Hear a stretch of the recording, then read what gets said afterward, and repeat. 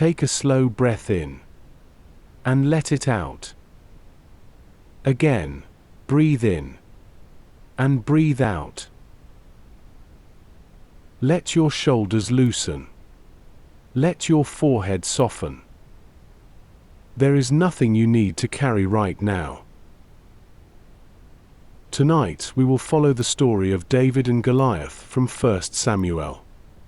It is the story of a shepherd boy who remembered God's faithfulness with the lion and the bear, and who stepped forward when grown men held back. It is a story of a valley, a giant, and a single stone. It is a story of faith that does not calculate the odds but trusts the name of the Lord. The battle was never about size or strength. It was about who stood behind the boy with the sling. You do not need to rush ahead of the words. You can simply listen and let the story settle over you. You do not have to hold every detail in your mind. You can let the story carry you slowly. In 1 Samuel, the Philistines gather their armies for battle, and they stand on a mountain on one side. Israel stands on a mountain on the other side. Between them lies the valley of Elah. Two armies face each other across the low ground, and neither moves. The hills are brown and dry under the sun, and the tents of both camps stretch along the ridgelines. There is no clash of swords yet, no charge, no battle cry. The tension is not in the weapons but in the waiting. Day after day the armies hold their positions, and the valley between them stays empty and still. The soldiers of Israel look across at the Philistine camp and feel the weight of what is coming. No one steps forward. The valley waits. The silence is heavier than any shout. Israel waits on the hillside, and the days pass without resolution. The story begins not with action but with stillness, and the stillness itself carries a kind of dread. But even now, unseen, God is already at work. You can rest. A champion comes out from the camp of the Philistines. His name is Goliath, of Gath, and his height is 6 cubits and a span, over 9 feet tall. He wears a bronze helmet on his head and a coat of mail that weighs 5,000 shekels of bronze. He has bronze greaves on his legs and a javelin of bronze slung between his shoulders. The shaft of his spear is like a weaver's beam, and its iron head weighs 600 shekels. A shield bearer walks before him. He stands in the valley and shouts toward the ranks of Israel. "Choose a man for yourselves," he says, "and let him come down to me. If he is able to fight with me and kill me, then we will be your servants, but if I prevail against him, then you shall be our servants." For 40 days, morning and evening, the giant comes out and takes his stand. For 40 days he taunts the armies of the living God. And for 40 days, no one answers. The men of Israel see the giant and are greatly afraid. The voice of Goliath echoes across the valley, but no voice rises to meet it. The challenge hangs in the air, unanswered, and the fear grows day by day. You can rest. Now David is the youngest son of Jesse the Bethlehemite, and Jesse has 8 sons. The 3 eldest follow Saul to the battle, but David goes back and forth from Saul to feed his father's sheep at Bethlehem. He is a shepherd boy, tending the flock in the hills, far from the camp and the noise of armies. Jesse says to David, "Take now for your brothers an ephah of this parched grain and these 10 loaves, and carry 10 cheeses to the commander of their 1,000. See how your brothers fare, and bring some token from them." So David rises early in the morning and leaves the sheep with a keeper and goes as Jesse has commanded him. He comes to the camp as the army is going out to the battle line, shouting the war cry. And as he speaks with his brothers, the champion, Goliath of Gath, comes out from the Philistine ranks and speaks his same words. David hears them. All the men of Israel, when they see the man, flee from him and are much afraid.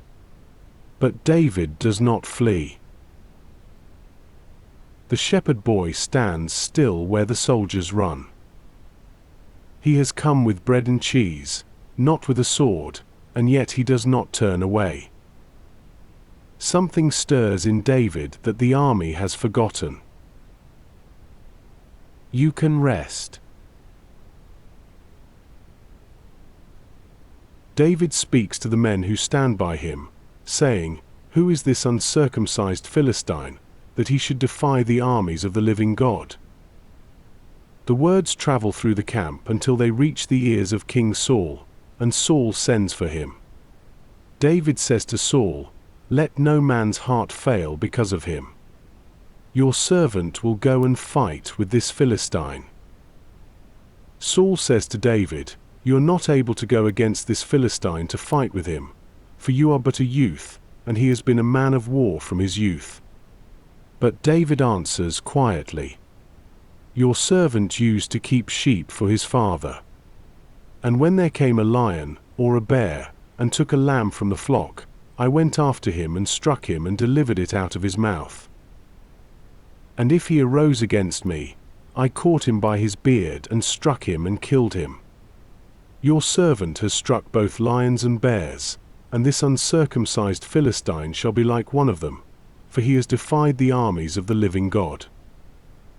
David says, "The Lord who delivered me from the paw of the lion and from the paw of the bear will deliver me from the hand of this Philistine." David's courage does not come from his own strength, but from his memory of God's faithfulness. The lion and the bear are not boasts but testimonies. God has already been faithful, and David steps forward on that ground. You can rest. Saul clothes David with his armor. He puts a helmet of bronze on his head and dresses him in a coat of mail. David straps on the sword over the armor, and he tries to walk, but he cannot, for he has not tested them. David says to Saul, "I cannot go with these, for I have not tested them." So David puts them off. He takes his staff in his hand and chooses 5 smooth stones from the brook. He places them in his shepherd's bag, in the pouch. His sling is in his hand. And he approaches the Philistine. When Goliath looks and sees David, he despises him, for he is but a youth, ruddy and handsome in appearance. The Philistine says, "Am I a dog, that you come to me with sticks?" And Goliath curses David by his gods. "Come to me," the giant says, "and I will give your flesh to the birds of the air and to the beasts of the field." But the boy with the stones does not turn back. David goes down to the valley with nothing the world would call a weapon. 5 smooth stones and a sling, the tools of a shepherd, not a soldier. The giant sees only a boy, but God sees something more. You can rest. David says to the Philistine, "You come to me with a sword and with a spear and with a javelin, but I come to you in the name of the Lord of hosts, the God of the armies of Israel, whom you have defied. This day the Lord will deliver you into my hand," David says, "and all this assembly shall know that the Lord saves not with sword and spear.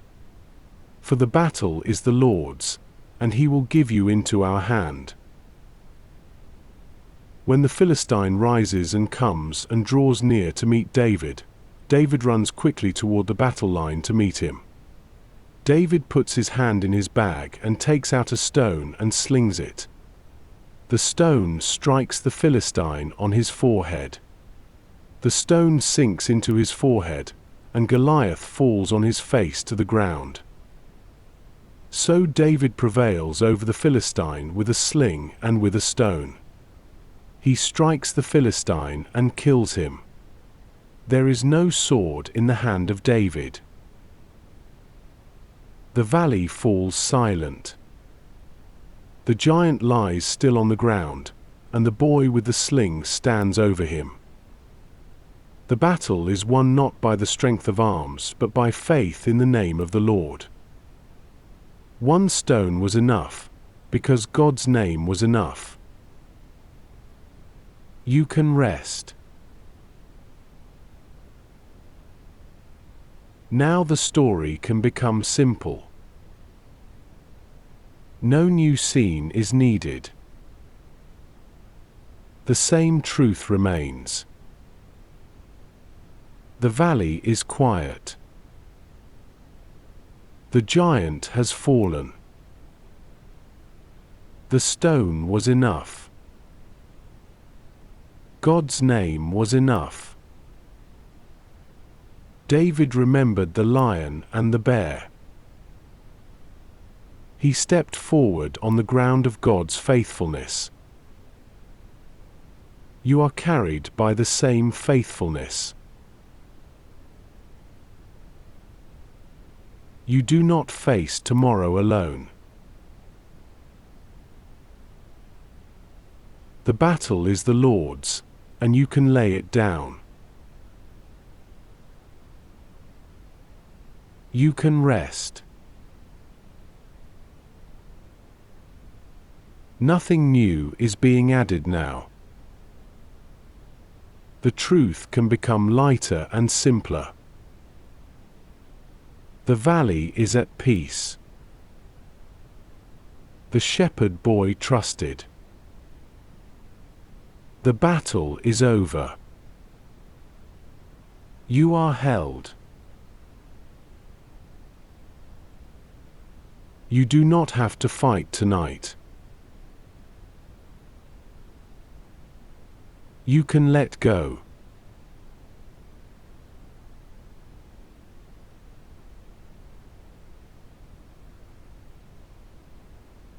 You are not alone.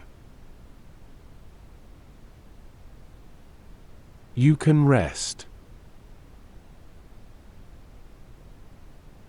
The valley is quiet. The battle is over. God's name is enough. You are held. You are not alone. You can rest. The valley is quiet. The battle is over. God's name is enough. You are held. You are not alone. You can rest. The valley is quiet. The battle is over. God's name is enough.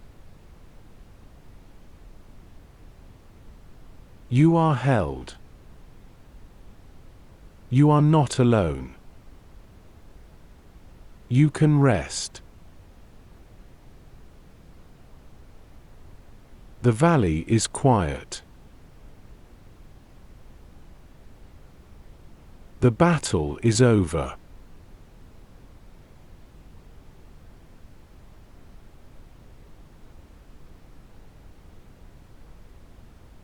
God's name is enough.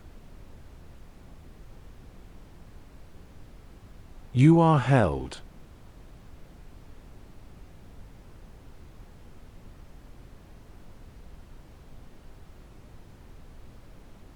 You are not alone.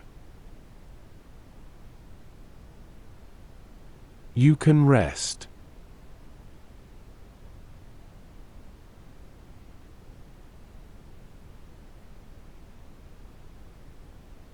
The valley is quiet.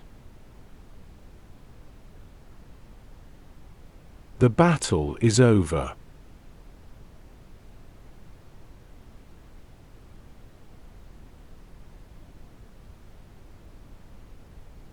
God's name is enough. You are held.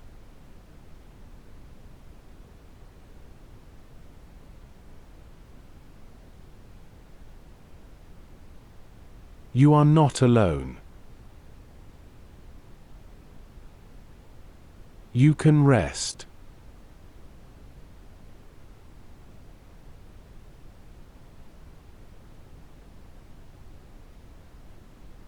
The valley is quiet. The battle is over.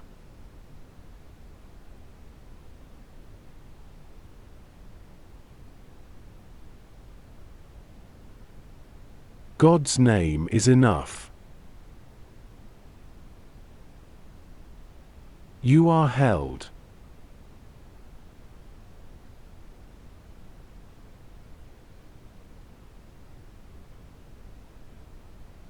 You are not alone. You can rest.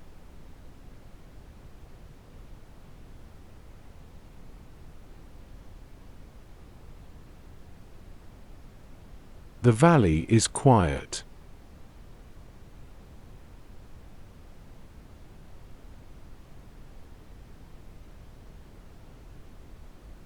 The battle is over.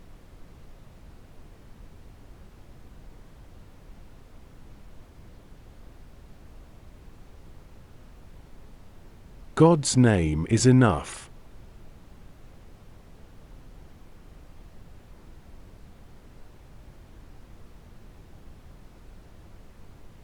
You are held.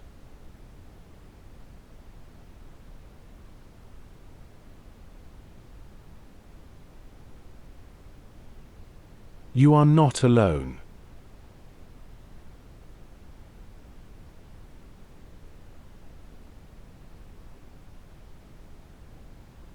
You can rest.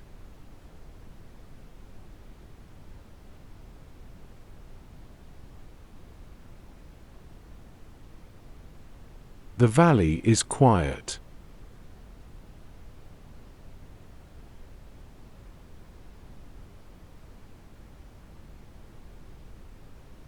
The battle is over.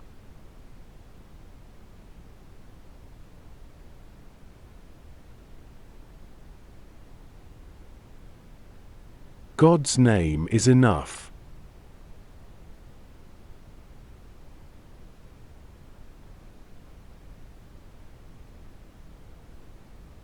You are held.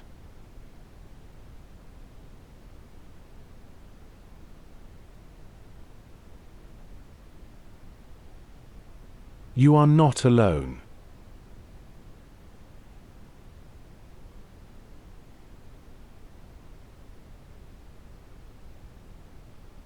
You can rest.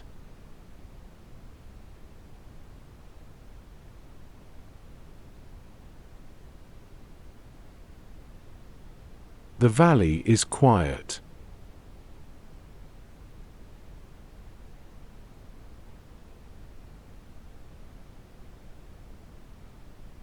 The battle is over.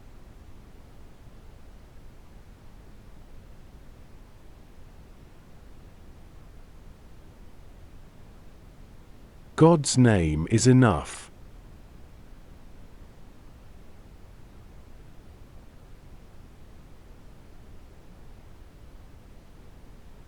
You are held.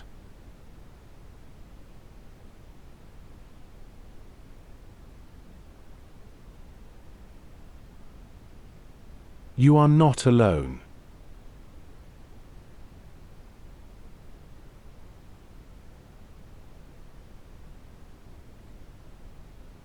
You can rest.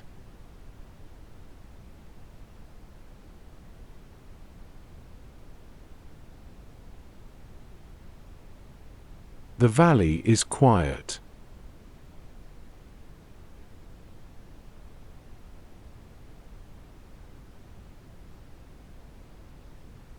The battle is over.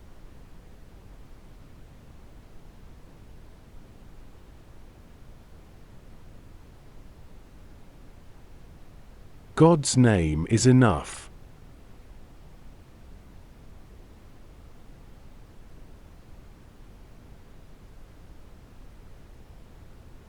You are held.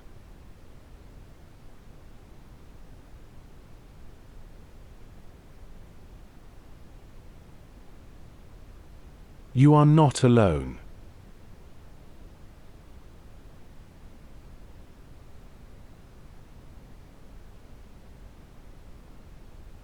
You can rest.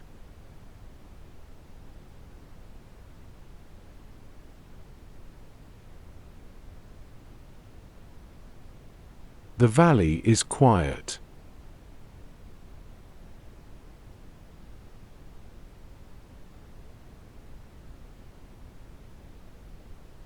The battle is over.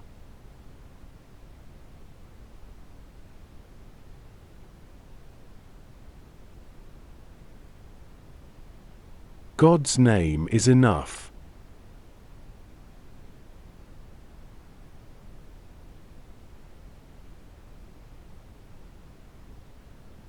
You are held.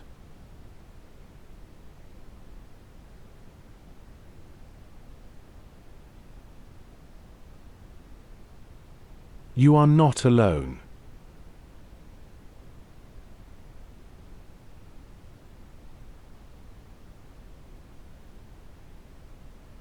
You can rest.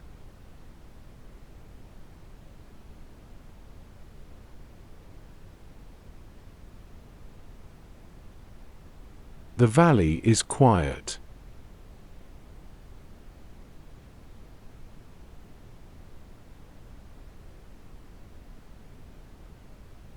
The battle is over.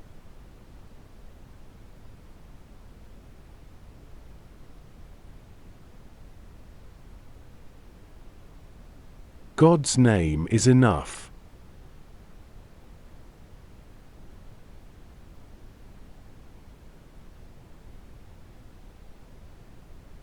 You are held.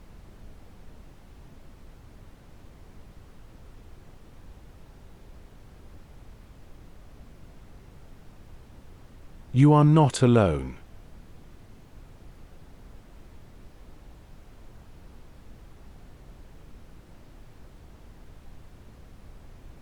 You can rest.